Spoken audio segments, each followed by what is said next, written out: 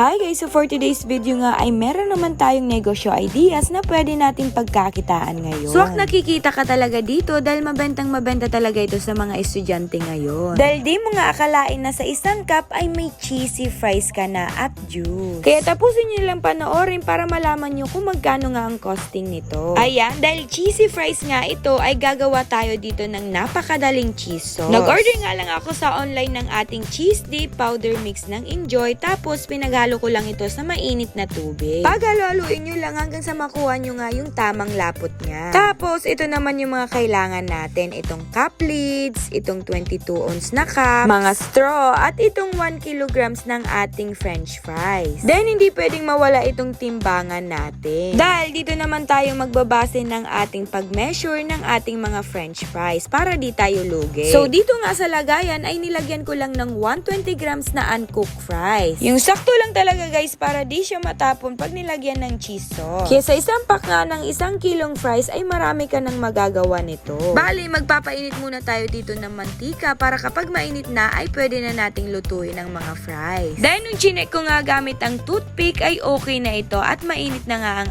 ating mantika. Saka ko na nga din nilagay yung isa munang fries kasi ipapakita ko sa inyo kung ilang grams bang fries if luto na. Para hindi naman kayo masyadong malito pag maraming order. So ayan nga guys, so nasa 90 grams na nga lang kapag luto na ang ating fries. Sinunod ko na nga din lutuin yung mga natira. Sa pagluluto pala ng fries guys ay 3 to 5 minutes nga ay okay na ito. Basta yung nagyayelo na siya tingnan. Pero syempre kapag maramihan nga kagaya nito ay nasa around 8 to 10 minutes ang pagluto nito. Sa drinks pala natin ay maghanda lang tayo dito ng ating 22 ounce na Y-cup. Saka naman natin lagyan dito ng ating mga nakrak na yelo. Around 3 to 4 pieces nga lamang na yelo ay okay na ito mga mi. Sa juice naman pala ay hindi ko na pinakita sa inyo dahil napakadali na lang ang pagtimpla ng juice. Basta nakadepende na nga sa inyo kung ano yung flavor ang ilalagay nyo. So ito pala ay red iced tea ng Enjoy. At sa paglagay naman ng mga juice ay huwag nyo lang punuin. Dapat nasa linya lang ng cup para di mabasa yung cup lid na nasa taas. And ito na nga ang exciting part. After nga natin malagay yung mga fries ay dito naman tayo maglalagay ng cheese sauce. Nasa 3 tablespoon nga lamang ang nilagay ko at okay na ito. Basta depende na nga sa inyo kung kulang nga o sobra. O diba, di mo nga akalain na kahit nasa video pa nga lang talaga ay nakakatakam na ang ating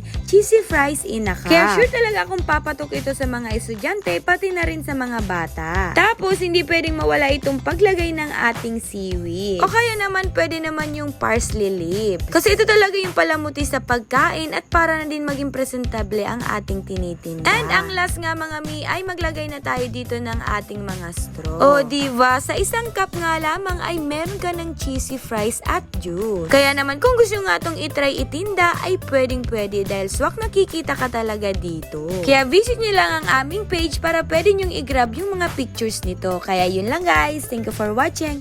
Bye-bye.